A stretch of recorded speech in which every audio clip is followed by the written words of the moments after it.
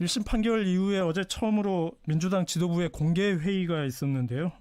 어떤 얘기 나왔는지 또 당 내부 분위기는 어떤지 궁금합니다. 우선은 전체적으로 과한 판결이라는 게 대체적인 시각입니다. 네. 민주당 내에서는 솔직히 이번 1심 판결에 대해서 국민들이 얼마나 공감할 수 있을지 의문이다, 이런 의견들이 대체적인 의견들이고요. 사실 인식의 문제에 대해서 이렇게까지 징역형으로 과하게 선고하는 것이 과거에 선례를 보더라도 납득하기 어려운 결과다, 이렇게 내부적으로는 평가하고 있습니다. 사실 대통령 당선자 신분인 윤석열 대통령이 사실 후보 시절에 허위사실 공표 혐의로 11개 정도 고소고발이 됐고, 근데 그런 거에 대해서 검찰은 사실 수사를 제대로 하거나 기소를 하지 않았는데도 불구하고 이재명 대표에 대해서만 패자임에도 불구하고 이렇게까지 탈탈 털어가지고 인식의 문제까지 기소하고 또 이걸 1심 재판부가 검찰의 어떤 주장에 대해서 일방적으로 수용하는 듯한 모습을 보여줌으로 인해서 일종의 편협한 판결을 내리지 않았는가, 이렇게 생각하고 있습니다. 네. 최 부원장께서도 판결문 보셨죠?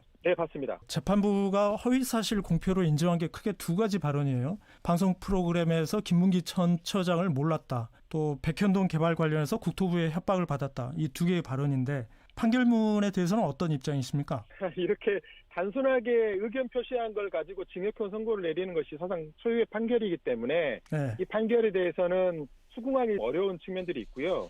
이제 100번 양보한다 하더라도 당시에 그 발언했던 내용이 후보 시절의 얘기가 아니라 방송이나 국정감사장에서 국회의원들과 질의응답 과정에서 나왔던 얘기인데 문맥을 추론하고 유추하고 과도하게 해석을 해서 재판부가 의율한 게 아닌가, 이렇게 생각을 하고요. 이 문제에 대해서는 고의성 여부나 이런 것들이 전제되지 않으면 사실은 허위사실 공표 혐의에 대해서 이렇게 과도하게 심판하는 게 전례가 없는 일이기 때문에 2심, 3심을 가면서 저는 바로 잡힐 수 있을 것이다, 이렇게 생각합니다.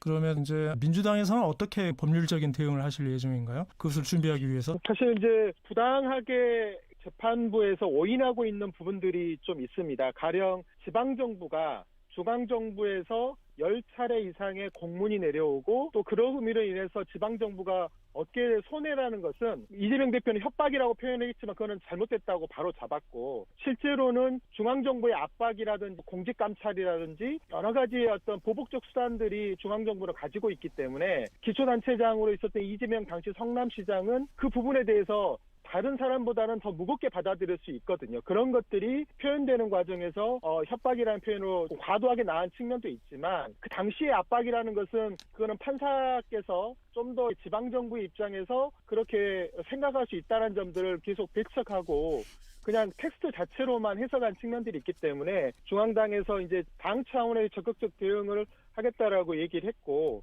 그런 점에서 국민들에게 알리는 측면뿐만이 아니라 법리적 대응들도 꼼꼼하게 해나갈 생각입니다. 네. 어제 한동훈 국민의힘 대표가 이번 판결이 백현동 개발 사업에 대한 유죄 판결이나 마찬가지다. 또 유죄 판결이 계속 앞으로도 나올 것이다, 이렇게 얘기를 했는데 국민의힘의 대응 어떻게 보십니까? 국민의힘이야 지금 김건희 게이트가 터지기 일보 직전 아닙니까? 네. 또 여러 가지 의혹들이 지금 구체적으로 나오고 있고, 명태균 게이트가 김건희와 윤석열 게이트로 가는 징검다리가 되고 있기 때문에 이 검찰 수사를 어떻게든지 무마시키고 국민들의 관심을 민주당 쪽으로 돌리기 위한 전술적인 발언들이고 전략적인 행동으로 보여집니다. 윤석열 대통령 지지율이 지금 20%를 밑돌고 있는 상황에서 뭔가 수를 내야 되는데 그 수를 내는 게 이재명 대표 죽이기와 사법 리스크들을 고조화시켜가지고 국민들의 관심을 돌리는 방법으로 여당 내부의 어떤 갈등이라든지 윤석열 대통령의 국정운영 지지의 하락을 막아보려고 하는 건데 사실은 막지 못할 거라고 보여집니다. 이재명 대표를 아무리 공격해봤자 국민들이 집권여당과 윤석열 대통령과 김건희 그 게이트를 향한 분노, 이것들을 저는 막을 수는 없다고 생각하고요. 그런 거에 집착하지 말고 그거는 그거대로 여야가 특검을 발의해놓은 상태이기 때문에 네. 그걸 풀었으면 하는 바람입니다. 그리고 이재명 대표 문제는 저희가 법리적으로 잘 따져갈 테니 그거를 압박하려고 하지 말고 그건 그거대로 받아주셨으면 좋겠습니다. 지금 이재명 대표가 여러 개의 재판 때문에 사법 리스크가 현실화되면서 비명계 목소리가 커지지 않겠냐, 이런 일각의 예상도 있는데 어떻게 보십니까? 지금은 민주당에 대한 검찰 독재 형태로 공격들이 이루어지고 있고 민주당의 지도자들이 이재명 대표의 이런 위기 상황을 이용해가지고 정치적 활로를 모색할 거라고 생각하지 않습니다. 민주당은 현재 이 상황을 같이 풀어가자 이렇게 공감대가 형성되고 있을 거라고 생각하고요. 이 대선 레이스에 누가 더 도움이 되느냐, 이재명 대표가 낙마하면 나에게 도움이 되느냐 이런 식의 판단하게 된다면 당원들의 선택을 받기가 어렵기 때문에 저는 국민의힘에 도움 주는 방식으로 민주당 내의 지도자들이 움직일 거라 생각하지 않습니다. 네.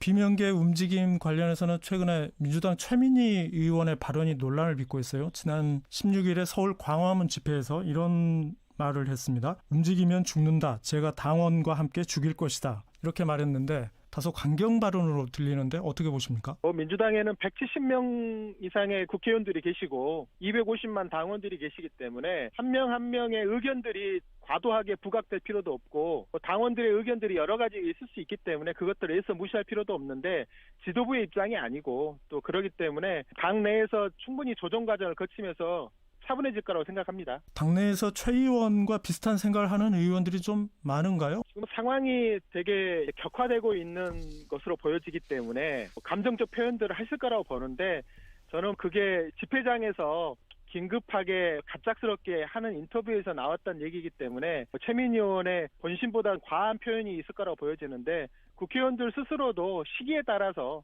또 때에 따라서 발언의 수위가 오락가락할 수 있는데요. 전체적인 상황은 좀 더 냉정하게 이 국면을 힘을 모아서 돌파해 나가자라는 게 민주당 전체적인 분위기입니다. 네. 이번 주말에도 집회는 열리죠? 그렇습니다. 네. 알겠습니다. 민주당의 상황도 지켜보도록 하겠습니다. 오늘 소식 여기까지 듣겠습니다. 감사합니다. 네, 지금까지 최영선 민주연구원 부원장이었습니다.